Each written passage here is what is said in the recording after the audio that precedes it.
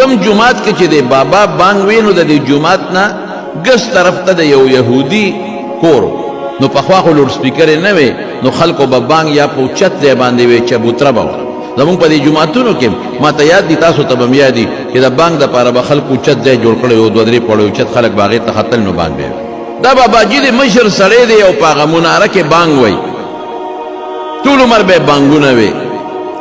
چې بانګ یو ځل وي او د دې حیال الفلا دپاره یې د منارې نه داسې سر وویسته نو چې جومات په ګوڼ کې کومه کور نو په هغې کې یو یهودنه جینۍ وه په هغې یې نظر ولګېد او چې نظر یې سینګ ولګېده په هغه جینۍ باندې نو بس په زړه کې د هغه جینۍ سره محبت او مینه پیدا شو نو دې بابا چې لاندې وکتل نو په جینۍ نظر پرېوته او خوښی شوه بانګ یې خلاص که نو په کړکۍ کې سر ورتا کړه جینۍ ته نیغ نیغ ګوري ولې نظر ولګېد که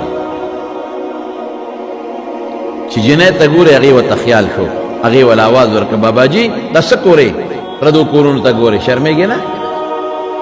باباجي ورته وایي بچی یا خورې یا لورې ډېره مې خوښه شوې په دې بانک کې مې ولیدې نو زړه ته مې پرېوتې نو ځکه تا ته ګورم او باباجي خدای ته وګوره ته خو مؤذن بانګي یې بانک خو ډېر لوی عمل دی حضور پاک خو فرمایي دا زه درته وایم چې 7 کاله یو سړی بانګونه وایي خدای به جنت ورکړي نو جینۍ ورته وایي ته خو مؤذن بانګي نو پردو ښځو ته ګورې ډېره زیاته مې خوښه شوه تا ته لږ نیغ نیغ ګورم خدای ته وګوره پردو ښځو ته مه ګوره یاره یو کار به ونه کړې ما سره نکاح به ونه کړې ګوره فورا خبره بل خواله دا اول نظر بیا خبرې شروع شوې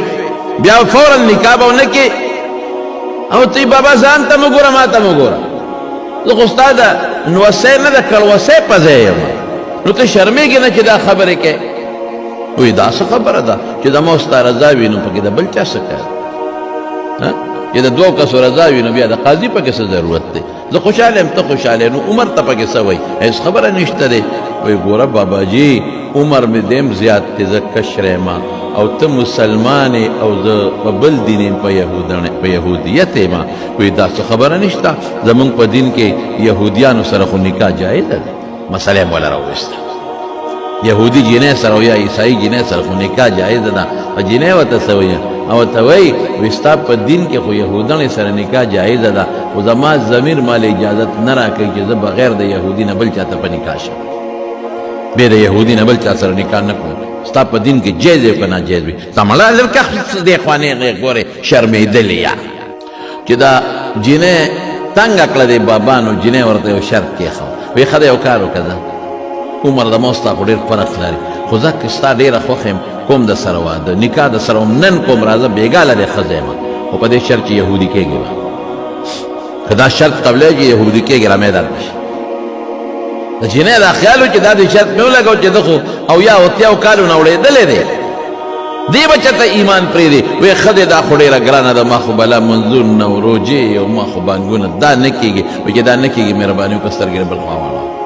اخوا ده خیر دی ورته بیا ټینګ شو وایي ګوره ما درته یوه خبره کړې ده که یهودي کېږي راځه ګنې د یهودي نه بغیر وایي دې نه بغیر بل شرط نشته وایي نه وایي که یهودي شم بیا را سره نکاح کوې وایي اوس راځه وایي ښه د یهودي شم درغله ګوره د سترګو ګناه ته ګوره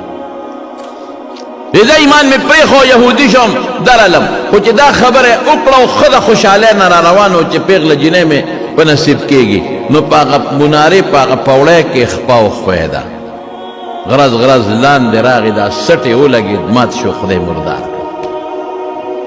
مرګ پې مقرر وکړ مرګ نو که دا یهودي شوې نه وې او د بانګ نه پس دې ساوتې و نو نیغ به جنت ته